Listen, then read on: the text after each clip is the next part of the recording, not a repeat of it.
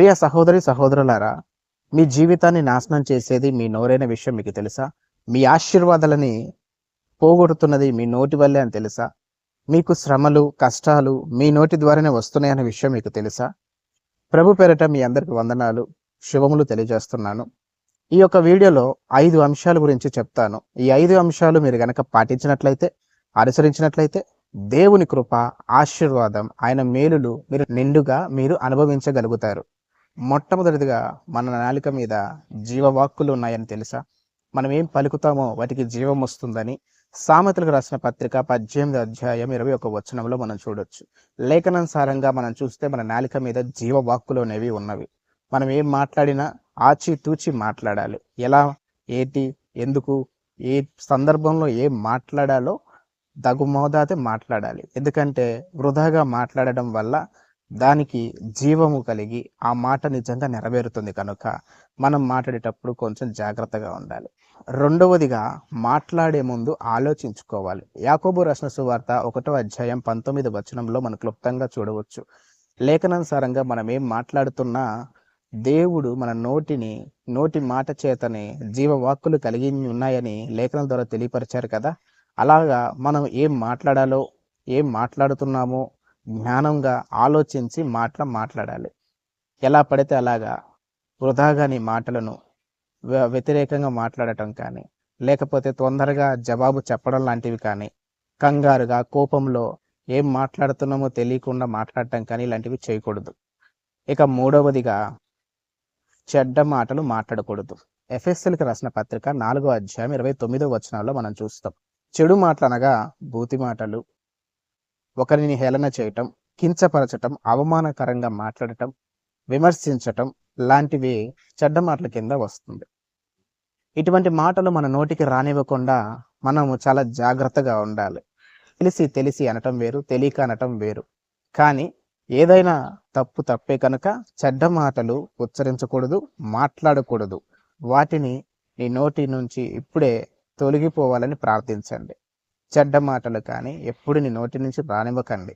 చెడు మాటల వల్ల ఎదుటి వ్యక్తి బాధపడటం కానీ, కృంగిపోవటం కానీ లాంటివి చేస్తే దేవుని ఉగ్రతకు మీరు గురి అవుతారని జ్ఞాపకం చేసుకోవాలి. ఎందుకంటే చెడ్డ మాటలు చాలా దోషముకరమైనవి, చాలా నీచమైనవి, కృంగదీసేవి, బాధ కలిగించేవి. కనుక చెడు మాటలను మాట్లాడవద్దు. వాటిని వీలైనంత వరకు అవాయిడ్ చేయటం ప్రాక్టీస్ చేయండి. 4వదిగా, దేవుని కుమారులను, దేవుని సేవకులను వీరందరినీ మీరు దూషించొద్దు, శపించొద్దు. దేవుడు బిడ్డలని విమర్శించొద్దు. నువ్వెందుకు ఇలా ఉన్నావు, నువ్వెందుకు అలా ఉన్నావు, నువ్వు ఇలా ఎందుకు ఉన్నావు అని తీర్పు తీర్చవద్దు. అలా తీర్పు తీర్చడం వల్ల దేవుని ఉగ్రతకు మీరు పాత్రుడిగా మార్చబడతారు, కోపానికి మీరు గురి అవుతారు. గనుక మీరు దేవుని బిడ్డలైనా, దేవుని సేవకులైనా విమర్శించటం కానీ, దూషించటం కానీ, శపించటం కానీ చేయవద్దు. ఇది యాకోబుకు రాసిన సువార్త 3వ అధ్యాయం 9-10 వచనాలలో మనం చూస్తాం. ఇకపోతే ఆఖరిది, మనం మాట్లాడే ప్రతి మాట దేవునికి లెక్క చెప్పాలి. ఇది లేఖనానుసారంగా మనం చూస్తే మత్తయి రాసిన సువార్త 12వ అధ్యాయం 36-37 వచనంలో మనం చూస్తాం. మనం మాట్లాడే ప్రతి మాట క్రీస్తు యేసునందు లెక్క చెప్పాలని మీరు ఒక్కసారి జ్ఞాపకం చేసుకోవాలి. మీకు తెలియకపోతే ఇప్పుడు మీకు ఒకవేళ ఈ సందేశం ద్వారా కొత్తగా వింటున్న వాళ్ళైతే గుర్తుపెట్టుకోండి, మీరు మాట్లాడే ప్రతి మాటకి ఒకరోజు మీరు లెక్క చెప్పాలి. అది చిన్నదైనా పెద్దదైనా, మీరు మంచైనా చెడైనా ఏదైనా దేవుని ఎదుట మీరు నుంచున్నప్పుడు దానికి మీరు జవాబుదారిగా ఉండాలి.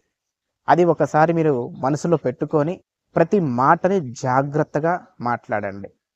ఇక ఎలా మాట్లాడాలి, ఎందుకు మాట్లాడాలి అనేవి 3 విషయాలు నేను చెప్తాను. ఇది నిజమా, ఇది అవసరమా, ఇది ప్రేమతో కూడిన మాటలా లేకపోతే కోపముతో వస్తున్న మాటలా అని గ్రహించుకొని మీరు ఎదుటి వ్యక్తితో మాట్లాడండి. ఇష్టానుసారంగా నోటికి వచ్చినట్టుగా మాట్లాడడం వల్ల మీకు వచ్చే ఆశీర్వాదాలను, మీకు వచ్చే దేవుని కృప, దేవుని ప్రేమని మీరు కోల్పోతారు. నోటికి ఎంత వస్తే అంత మాట్లాడకుండా, నోటితో ఏది పడితే అది మాట్లాడకుండా చాలా జాగ్రత్తగా మాట్లాడాలని లేఖనానుసారంగా మనం చూసాం.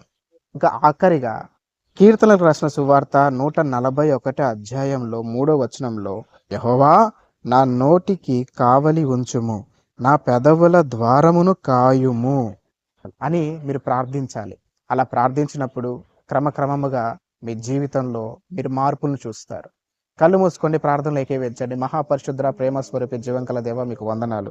ఇదిగో తండ్రి, ఈ వీడియో చూసిన ప్రతి ఒక్కరిని దీవించండి, ఆస్వాదించండి. వారి నోటి మాటను శుద్ధి చేసి వారు ఏం మాట్లాడాలో, వారు ఎలా ఉండాలో, ఎలా ప్రవర్తించాలో సమయోచిత జ్ఞానముని, నోటి వాక్కుని మీరు అనుగ్రహించమని వేడుకుంటున్నాను ప్రభా. ఎంతమంది అయితే వీడియోని చూసి ప్రభా ఈ మాటలు వాళ్ళకి హృదయాన్ని తాకి ఉన్నారో వారందరినీ దీవించి ఆస్వాదించి మరీ నూతన సృష్టిగా వాళ్ళని మార్చి హిమము కంటే తెల్లగా వాళ్ళని కడిగి ప్రభా వారిని క్షమించి వారిని దీవించమని వేడుకుంటూ ఈ కొద్ది మాటల తప్పులతో దయతో క్షమించమని నజరుడైన యేసుక్రీస్తు శ్రేష్టమైన ఘనమైన నామములో వేడుకుంటున్నాము తండ్రి.